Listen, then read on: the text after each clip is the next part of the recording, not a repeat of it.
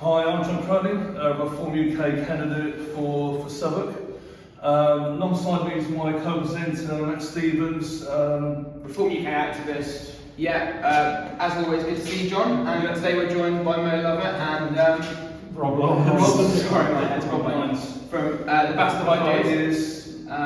Takes place this weekend in Westminster at Church House, both Saturday and Sundays. We're all looking forward to it. So just to ask you, for people who haven't been before, what can we expect from an event like this? So you can expect over 70 debates Yep. on a whole range of topics, some of which I'm sure we'll go on Yep. to. There'll be things about culture, things about the economy, things about politics, things about the arts, things about health, and right across the gamut of every kind of interest that the public might have. And that's sort of an idea of one day's programme, Yep. so you can see it's really, really busy. And we're expecting about 1,000 people, and you come, you pick the event that you fancy, and Yep. then you head to that room. Superb. So on Saturday, obviously Richard Tyson's speaking, which is obviously of interest to those who support Reform UK. Now he's speaking about getting back into the office, how important that is.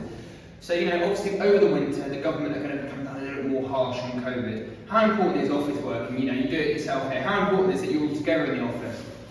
Well, I think it's really important, something we've already missed during the past 18 months. So it'd be great to try and keep that and expand it and get more people back into offices, because obviously seeing your colleagues is one thing, but also have the opportunity to socialise with your colleagues easily. The pub on the Friday night was always a sort of a mainstay in the Academy of Ideas office, so it would be great to be able to get back to doing that consistently as well. And it's so important for young people who are just getting into jobs, for example. You don't pick up tips on Zoom, you pick up tips in the office. So John, you wanted to sort of speak about cancel culture, didn't you? Yeah. What would you say to someone who says that cancel culture doesn't exist? Awful lot of people that claim cancel culture, doesn't it? It's like the only thing they have got no opinions that's ever worthwhile being cancelled. Of course, cancel culture exists. We see it all the time. We see it with a lot of high-profile cases like J.K. Rowling. And what the people who say there's no such thing as cancel culture say, well, she hasn't been cancelled. She's got a lot of money. She's still got a platform. What are you complaining about? But to me, and this is just my opinion, and we've been talking about it at the battle, people will have other opinions, but I think it's a little bit like a warning shot. So if you're not J.K. Rowling with her millions and a platform that can't be deplatformed, then you start to think, I don't want to speak out on that issue because I couldn't afford to lose my job or my social networks, and I can't afford to get banned from Twitter and Facebook and all the rest of it.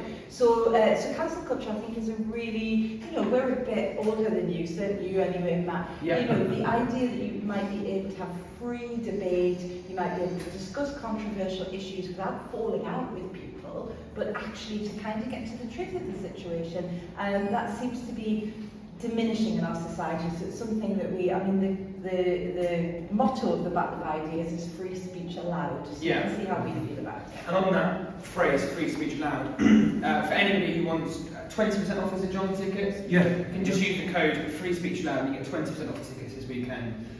So it's 9 to 5:30 on both Saturday and Sunday, isn't it? And you said there are 70 events.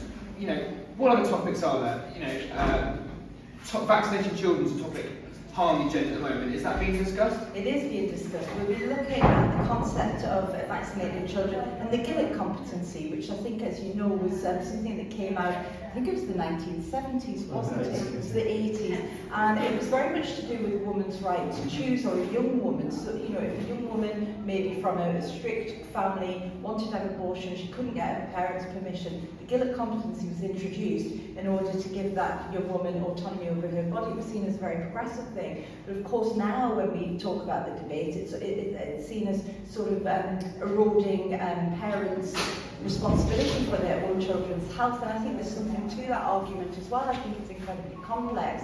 And I think what we do with the Battle of Ideas is try not to have these kind of horrible kind of TV debates where everybody's screaming at each other, but get into what the issue really is and in a kind of deeper level. Absolutely.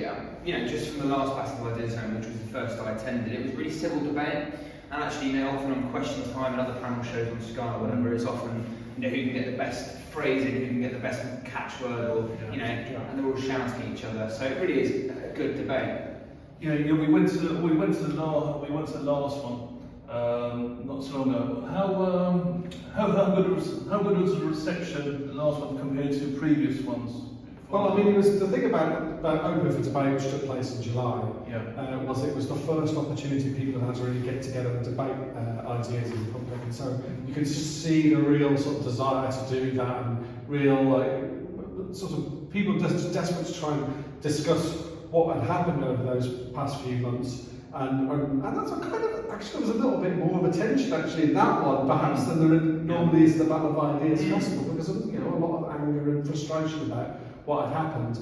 So that was great, and we want to carry that forward into the festival itself over this coming weekend. Yeah. Well, retaining the idea that free speech allowed, but listen to what your opponents are saying, take them seriously, take them in good faith, and try to tackle their ideas, not just try and shout and bang. Absolutely. Can I ask personally, which event, what couple of events are you looking forward to most? Which couple of sort of speakers or? Well, I mean, I'm chairing a couple that I'm really interested in, so I've got a rig side seat for them. One is about what's going to happen to the economy now that we're kind of recovering from the pandemic, because there's a lot of headwinds we know with the petrol shortages and the energy crisis and everything. There's a lot of headwinds going on, and what could happen if there are more restrictions. And then on the Sunday morning, we're talking about doom-mongering. Are we too doom-mongering today? Are we too fatalistic about what's happening? From the Greta Thunberg types of, we're all going to die from climate change, that kind of thing. It's like, why are people reacting to, every society has always had problems at any particular time, but we seem to be like sort of super sort of fatalistic about things now and alarmist. Absolutely. On that subject, really, I mean, I read today Martin Dorney put on Twitter that all schools in Cambridgeshire now have to wear masks for all students. Now, that's the thing. There was no COVID mentioned at the last Battle of Ideas, but I know there are a few events about COVID. Just personally, what are your thoughts on children wearing masks while in school? Well, I'm personally not in favour of them. I think it's uncomfortable. It's not conducive to learning. I mean, there's something about education that's about being collegiate. It's why we call colleges colleges. You have to be in a room together, and you have to be kind of part of the same intellectual space.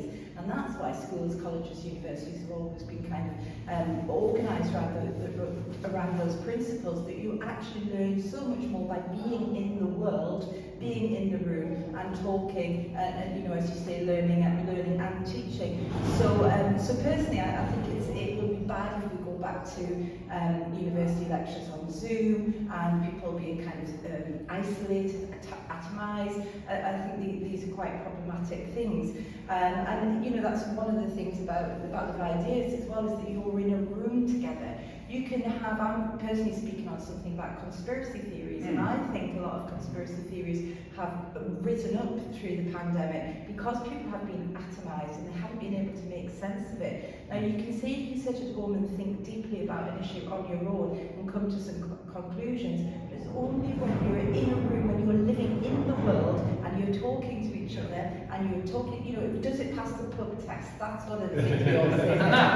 If you went down the pub and said, look, I think they're trying to put 5G chips in my arm to really, it wouldn't pass the pub test. So that's something that I think's come out of the pandemic. It's something people always talk about, like pubs and mini parliaments, aren't they? You know what I mean? It's always about, and that's possibly why we've seen the government poll so high. Throughout the whole pandemic, there's been no opposition, whereas actually you're meeting with people in the pub, discussing certain measures, certain restrictions, maybe you'd have a certain, different perspective on it. And we didn't have the opportunity of that while there was lockdowns. Absolutely. So this event is Church House in Westminster, both Saturday and Sunday, 9 till 5:30. You can get your tickets now, and if you sign up to be a Battle of Ideas member, you get certain discounts. And if you use the promo code Free Speech Allowed, you get 20% off. So thank you to both of you for joining. It's an absolute pleasure to speak to you both again, and we'll see you Saturday and Sunday. Nice to see you. Thank you.